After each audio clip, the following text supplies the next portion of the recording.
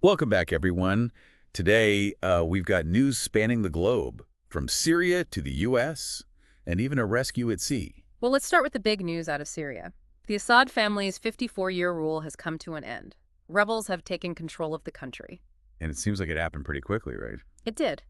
The rebel group Hayat Tahrir al-Sham, HTS for short, led the offensive, and President Assad fled to Russia. HTS.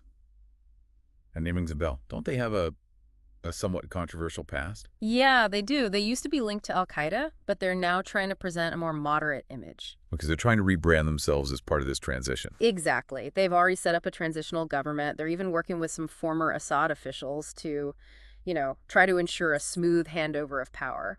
Interesting tactic. So what's the international community's reaction to all this? Well, there's a lot of caution, understandably. The UN envoy is calling for peace and respect for minorities. The U.S. as well. The U.S. is offering support, but they're making it clear that it depends on a credible and inclusive government. That makes sense.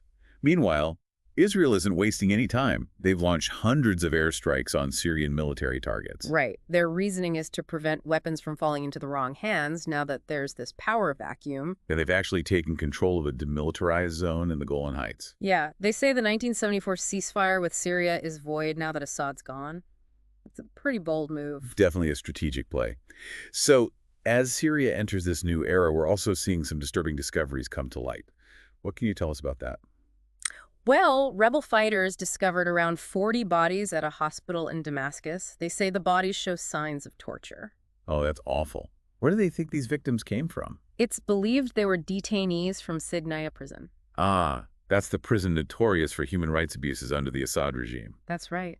The Syrian Observatory for Human Rights estimates almost 60,000 people died due to torture in Assad's prisons, and over 100,000 have vanished since the war began. Those numbers are staggering. It's a grim reminder of the brutality that marked Assad's rule. Absolutely, and it raises a lot of questions about accountability as Syria moves forward. Now, amidst all this turmoil, there are some glimmers of hope. We've seen videos of women prisoners being released from jails in Damascus. Right, and they just look overwhelmed with relief.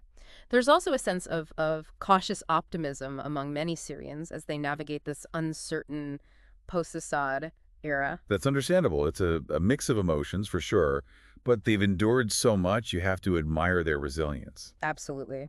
One story that really captures this is about the family of Hamza al-Khatib. Remember, he was the 13-year-old boy whose death back in 2011 sparked the revolution. Oh, yes. Yeah. Well, his older brother recently died in prison, so the family is grieving that loss. But at the same time, they see this new chapter for Syria as a chance for a better future. It's a powerful reminder that even in the darkest of times, people can find hope. It really is. All of this is having a ripple effect beyond Syria's borders. Germany, for instance, is now facing a heated debate about what to do with Syrian refugees. Yeah, it's a tough situation. Some politicians want to send them back to Syria now that Assad is gone. They argue it's safe now. But is it really? I mean, with all the uncertainty and potential dangers? That's what others are saying. They argue that it's still too risky to send refugees back. It's a complex issue with no easy answers, that's for sure. It raises all sorts of ethical questions about the responsibility of host nations and the conditions under which refugees can safely return home. Exactly. And meanwhile, Russia's military presence in Syria is in a state of flux. We've seen their warships leaving Tartus, which was their main naval base there. And what about their airbase, Kamim? Yeah, that's unclear. Satellite images suggest they're in a holding pattern, probably trying to figure out their next move now that Assad is out of the picture. I imagine losing their key ally in the region is a pretty big blow to their strategic goals. It definitely is. It remains to be seen how they'll adapt and what their long-term plans are. Some experts are even speculating that they might try to establish a new base somewhere else, like maybe Tabuk in Libya. Well, that would certainly shake things up even more in the region. Speaking of regional dynamics, the U.S. just made a significant move regarding Ukraine. They've transferred $20 billion to Ukraine from seized Russian assets. Wow, that's a bold statement of support. It is, and it's a clear sign that the U.S. is committed to helping Ukraine in the long run. It also highlights the economic pressure that this war is putting on Russia. The funds will be managed by the World Bank and used for non-military purposes. That's important to note. It's about rebuilding and recovery, not escalating the conflict. Right. And the timing of this announcement just weeks before a new administration takes office is interesting. It is. President-elect Trump has, he's talked about wanting to end the conflict quickly, so it'll be interesting to see how his administration handles this going forward. Now, shifting gears completely, let's talk about a dramatic rescue that just happened in the Mediterranean Sea. An 11-year-old girl was rescued after clinging to inner tubes for 3 days. 3 days. That's incredible. It is. Her boat sank, and she was just out there, all alone. It's amazing that she survived. It really is. It's a testament to the human spirit, but it's also a stark reminder of the dangers that migrants face when they try to cross the Mediterranean. It's a heartbreaking situation. So many people are desperate to escape war, poverty, and persecution that they're willing to risk their lives on these perilous journeys. And sadly, many don't make it. Now, for a bit of lighter news, there's been a legal battle in the U.S. that has a touch of the absurd to it. The Onion, that satirical news website, tried to buy InfoWars. InfoWars, the conspiracy theory website. The one and only. That's a strange pairing. It is. The Onion claimed they were backed by families of Sandy Hook victims. They said they wanted to turn InfoWars into a platform for truth and accountability. Well, that would be quite the turnaround. But a judge actually threw out the Onion's bid. He said the auction process was flawed, but he did order a new auction, so who knows, maybe the Onion will get another shot. Now, turning to South Korea, the country's former defense minister, Kim Jong-hyun, is in the hospital after attempting suicide. He had been arrested on insurrection charges after he took responsibility for President Yoon's failed attempt to declare martial law. That's right. And this whole incident has really plunged South Korea into political turmoil. It has. Yoon's attempt to impose martial law was highly controversial. Many saw it as a power grab, and it sparked a lot of protests and condemnation. So Kim's suicide attempt is just the latest twist in this ongoing saga. Exactly. And it raises serious concerns about the stability of South Korea's democracy. On a more positive note, we have some good news from Brazil. President Lula da Silva is recovering well after undergoing surgery for a brain bleed. Oh, that's good to hear. He had a fallback in October, and there were concerns about his health. But doctors say he's expected to make a full recovery. Well, that's a relief. That's good news for Brazil. And finally, in Israel, Prime Minister Netanyahu appeared in court for his ongoing corruption trial. This is a historic moment. It's the first time a sitting Israeli prime minister has faced criminal charges. And it's happening against a backdrop of heightened tensions with the war in Gaza and the situation in Syria. Netanyahu has denied all the charges against him, calling them absurd. But this trial is a major development in Israeli politics, and it'll be interesting to see how it plays out. It certainly will. It's a reminder that even the most powerful leaders are not above the law. That's right. And the outcome of this trial could have significant implications for the future of Israel. We'll certainly be following this story closely. Me too. It's one to watch, for sure. And it's a story with a tragic echo, unfortunately. Former British cyclist Rohan Dennis died in a motorcycle accident. Oh, that's terrible to hear. He was so young. Yeah, he was only 34. And it's especially heartbreaking considering that his wife, Kelly Hoskins, who was also an Olympic cyclist, passed away just a few years ago. Oh, wow. I didn't realize that. Yeah, she took her own life back in 2021. So it's a double tragedy for the cycling community. It's hard to even imagine what their families are going through right now. Such a loss. Dennis had a really impressive career, too. He won stages at all 3 Grand Tours and multiple World Championships. He was a force to be reckoned with on the track and the road. A real talent. Gone too soon. Shifting gears a bit, in the U.S., the arrest of Luigi Mangione, the suspect in the United Healthcare CEO murder case, has brought ghost guns back into the headlines. Ah, yes, that case. A shocking crime, for sure. What's particularly concerning is that Mangione apparently had a ghost gun in his possession when he was arrested, along with a silencer and a fake ID. Right, and that raises a lot of questions about the accessibility of these untraceable firearms. It's a growing problem. The Biden administration implemented new rules requiring serial numbers and background checks for ghost gun kits.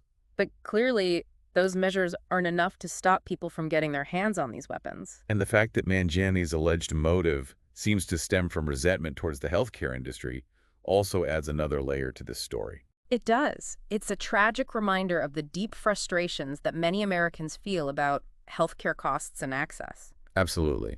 It's a complex issue with no easy solutions. On a more technical note, Meta had another round of outages on Wednesday. Oh, not again. Which platforms were affected this time? WhatsApp and Instagram. Those are two pretty big ones. They are. Oh. The company blamed it on a technical issue, and services were restored after a few hours. But these repeated outages are starting to raise concerns about the reliability of Meta's platforms. Yeah, I mean, we rely on these services for so much these days, from communication to business to, well, pretty much everything. When they go down, it disrupts a lot of lives. And it makes you wonder, what if there's a real emergency? Can we depend on these platforms to be there when we need them? It's a good question. Yeah. And it's one that Meta needs to address if they want to maintain users' trust. Now, turning to the Netherlands, there have been some arrests made in connection with those explosions in The Hague. The ones that destroyed that apartment block? Yes, those. 3 suspects are now in custody. It was such a devastating incident. 6 people lost their lives, and many more were injured. It was. And the investigation is still ongoing, but the authorities believe the explosions were caused by illegal fireworks. Illegal fireworks. So not just an accident, but something that could have been prevented. No, potentially, yes. And it's sparking a debate in the Netherlands about the dangers of illegal fireworks and whether stricter regulations are needed. It's a tragedy on multiple levels. Not just the loss of life, but the sense of security that's been shattered for so many people in that community. Exactly. And it raises questions about personal responsibility, too. Fireworks can be beautiful and festive, but they need to be handled with extreme care and respect for the potential dangers involved. Now, for a topic that's been generating a lot of buzz online, let's talk about rage baiting. Rage baiting. I'm not familiar with that term. It's basically when someone creates content specifically designed to provoke anger and outrage. Ah, I see. So it's like clickbait, but for negative emotions. Exactly. And it's become a real problem on social media. Content that triggers strong emotional responses, even negative ones, tends to get more shares and views. And more shares and views mean more money for the creator. Right. So some creators are intentionally trying to tap into people's anger and outrage because it boosts their engagement metrics. That's pretty cynical and potentially harmful. I mean, constantly being exposed to anger and outrage can't be good for anyone's mental health. It's not. And some experts are concerned that it's contributing to the erosion of trust and civility in online spaces. Not to mention the spread of misinformation. When people are angry or outraged, they're less likely to think critically about the information they're consuming. That's a good point. So rage baiting is not just annoying. It can actually have real-world consequences. Absolutely. And it raises questions about the role of social media platforms in all this. Are they doing enough to combat this kind of content? It's a debate that's just beginning. And it's one that we need to have as a society if we want to create a healthier online environment. Couldn't agree more. Now, let's move on to a story that's both promising and potentially controversial. The Cook Islands are considering a deep-sea mining project. The Cook Islands, where are those? They're a small island nation in the Pacific Ocean, and they're thinking about mining polymetallic nodules from the seabed. Polymetallic nodules? What are those? They're basically these potato-shaped rocks that are rich in minerals like cobalt, nickel, and manganese. Ah, so the kind of minerals that are used in batteries and electronics. Exactly. And the demand for those minerals is only going to increase as we transition to a more electric future. So the Cook Islands see this as a potential economic windfall. They do. They think the revenue from deep-sea mining could help them improve their healthcare and education systems, create jobs, and basically achieve greater financial independence. That makes sense. But I'm guessing there are some environmental concerns, too. Oh, absolutely. Yeah. There's a lot of debate about the potential impact of deep-sea mining on marine ecosystems. Some scientists are worried that it could cause irreparable damage to the seabed and the creatures that live there. Right, because we still don't fully understand these deep-sea environments, so it's hard to predict the long-term consequences of mining them. Exactly. It's a classic dilemma, weighing economic development against environmental protection. It is, and there are no easy answers, but it's a conversation that we need to have. The Cook Islands are just one example of a nation grappling with this challenge. It's a global issue that's only going to become more pressing in the years to come. Speaking of global issues, Jamie Foxx just revealed that he had a stroke earlier this year. Oh, wow. I hadn't heard that. Is he doing okay? He is. He's actually recovering well. He recently shared a video on Instagram, and he seems to be in good spirits. That's good to hear. It's a reminder that strokes can happen to anyone, no matter how young or healthy they are. Exactly. And Fox's story is also a testament to the power of resilience and the importance of seeking help when you need it. He's been open about the challenges he's faced during his recovery, and he's using his platform to raise awareness about stroke prevention and treatment. It's great that he's using his experience to help others. Now, for a topic that's been in the news a lot lately, let's talk about ghost guns. Ghost guns. What are those exactly? They're basically homemade firearms that are assembled from kits or parts, often purchased online. So you can just, like, order a gun online and build it yourself at home. Pretty much, yeah. Yeah. And because they're homemade, they don't have serial numbers, which makes them very difficult for law enforcement to track. So they're basically invisible to the authorities. In a sense, yes, and that's why they're called ghost guns. They're a real challenge for gun control efforts because they can be easily acquired by people who wouldn't be able to pass a background check or legally purchase a firearm. I see. So it's like a loophole in the system. Exactly, and it's a loophole that's becoming increasingly exploited by criminals and others who want to avoid scrutiny. So what's being done to address this problem? Well, as we mentioned earlier, the Biden administration has implemented some new rules requiring serial numbers and background checks for ghost gun kits. But are those rules actually effective? That's the big question. It's still too early to say for sure. And the debate over the legality and effectiveness of these rules is likely to continue. It's a complex issue with no easy solutions, and it reflects the broader and often heated debate over gun rights and gun control in the U.S. Absolutely. It's a topic that's deeply intertwined with American culture and politics, and it's one that's likely to remain contentious for a long time to come. Tragically, in the Netherlands, authorities are still investigating those devastating explosions that rocked an apartment block, resulting in the loss of 6 lives and injuries to several others. It's a heartbreaking incident that's left the community reeling. The authorities believe the blasts were triggered by illegal fireworks, a problem that's been plaguing the country for years, especially during New Year's celebrations. Right. The Netherlands has a bit of a reputation for having a relaxed attitude towards fireworks, but this incident is a stark reminder that even seemingly harmless activities can have deadly consequences when safety precautions are disregarded. It's a wake-up call, for sure. And it sparked a national conversation about the need for stricter enforcement of safety regulations, greater awareness of the risks involved, and the importance of responsible handling of fireworks. Hopefully, some positive change will come out of this tragedy.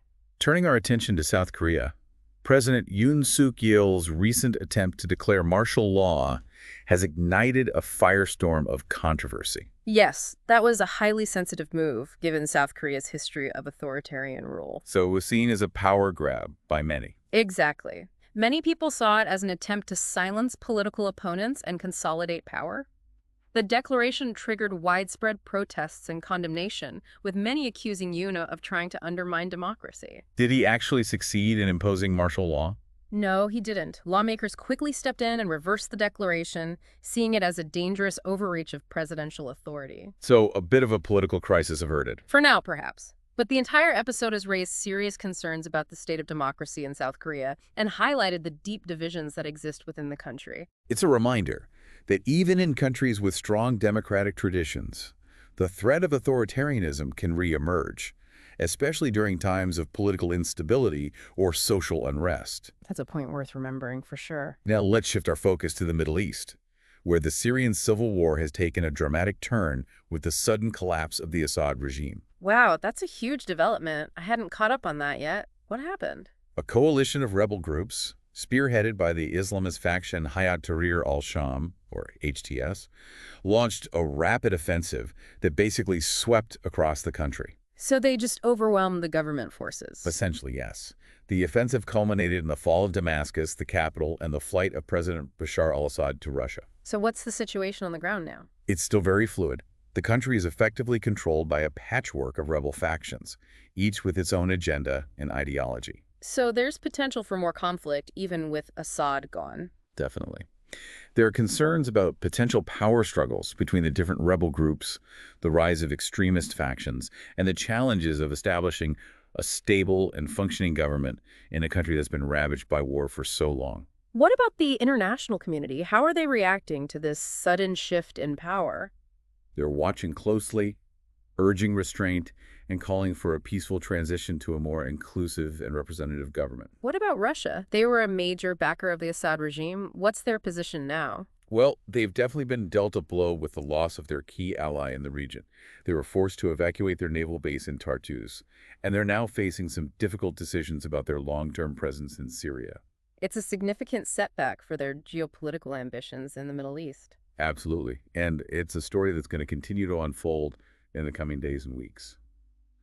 Now, some sad news from the world of cycling. Former Australian champion Rohan Dennis has died in a motorcycle accident. Oh no, that's terrible news. He was so young and talented. He was. He was only 34. And it's particularly poignant because his wife, Kelly Hoskins, who was also a champion cyclist, passed away just a few years ago. Oh wow. Didn't she take her own life? Yes, she did, back in 2021. Uh. So it's a double tragedy for the cycling world. And it's just a heartbreaking reminder of the fragility of life. Absolutely. And it highlights the importance of mental health awareness and support, especially for athletes who often face immense pressure and scrutiny. Dennis had a very successful career, winning stages in all 3 Grand Tours and multiple world championships.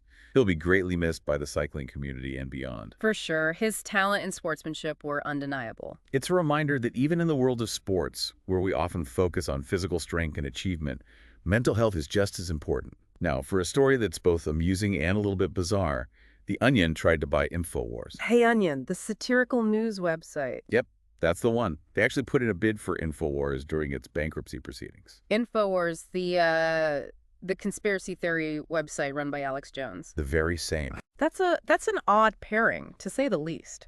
It is. The Onion claimed they were backed by families of Sandy Hook victims and that they wanted to turn InfoWars into a platform for truth and accountability. Well, that would certainly be a dramatic shift in direction. It would. But ultimately a judge threw out the Onion's bid, saying the auction process was flawed. So is it the end of the story? Not quite. The judge ordered a new option. So there's still a chance, however slim, that the Onion could end up owning InfoWars. Well, that would be a twist. Talk about turning the tables on conspiracy theories. It would be quite the headline. Now, on a more heartwarming note, let's talk about that 11-year-old girl who was rescued in the Mediterranean. Oh, yes, the one who clung to inner tubes for 3 days after her boat sank. That's her. It's an incredible story of survival. It really is. To endure that kind of ordeal at such a young age, it's remarkable. It speaks to the resilience of the human spirit, but it also highlights the desperate situations that drive so many people to risk their lives on these dangerous journeys across the Mediterranean. Absolutely. It's a reminder of the ongoing humanitarian crisis in the region and the need for compassion and understanding. Speaking of compassion and understanding, let's talk about the situation in Australia, where there's been a legal battle within the Murdoch family that could have major implications for media ownership. Oh, this is the one where Rupert Murdoch tried to change a family trust to give more control to his eldest son, Lachlan. That's right. It's been dubbed a real-life succession drama. And with good reason. It's a glimpse into the power dynamics within one of the world's most influential media families. So what happened? Did Rupert Murdoch get his way? Actually, no. A Nevada court commissioner rejected his bid, siding with his other children, who argued that the proposed changes would unfairly concentrate power in Lachlan's hands. So a victory for those who oppose the change. Yes, and it could have significant consequences for the future of the Murdoch media empire. It'll be interesting to see how this all plays out. Family dynamics can be complicated, even for the most powerful families in the world. Now, some good news from Brazil. President Lula da Silva is recovering well after surgery for a brain bleed. That's great to hear. His health has been a concern ever since that fall he had back in October. Yes, it has. But doctors say the surgery was successful, and they expect him to make a full recovery. That's a relief. And hopefully it brings some stability back to Brazilian politics. Now, for a story that highlights the challenges faced by asylum seekers, let's talk about that Sri Lankan Tamil family who were stranded on Diego Garcia. Diego Garcia, that rings a bell. Isn't that a British military base? It is. It's a very secretive base in the Indian Ocean. And this family ended up stuck there after their attempt to migrate to Canada went wrong. So how did they end up on a military base? Their boat was intercepted and they were taken to Diego Garcia. He spent 3 years living in a makeshift camp on the island under constant surveillance. 3 years. That must have been incredibly difficult. It was. They faced cramped living conditions, limited freedom, and the psychological strain of being in limbo. So what happened to them eventually? After a long and arduous process, they were finally granted permission to travel to the UK, where they are now seeking asylum. It's a reminder that the journey to safety and freedom is often fraught with obstacles and that seeking asylum can be a long and challenging process. It is, and it raises questions about the responsibility of nations to provide refuge to those fleeing persecution and the humane treatment of asylum seekers. Well, that brings us to the end of our global news roundup for today. We've covered a lot of ground, from the fall of the Assad regime in Syria to the ongoing war in Ukraine, from the tragic loss of a cycling champion to a heartwarming rescue at sea. It's been a day filled with both hope and despair, a reminder of the complexities and interconnectedness of our world. It has. Thank you for joining us for this whirlwind tour of current events. We'll be back tomorrow with more news from around the globe. Until then, stay informed and stay engaged.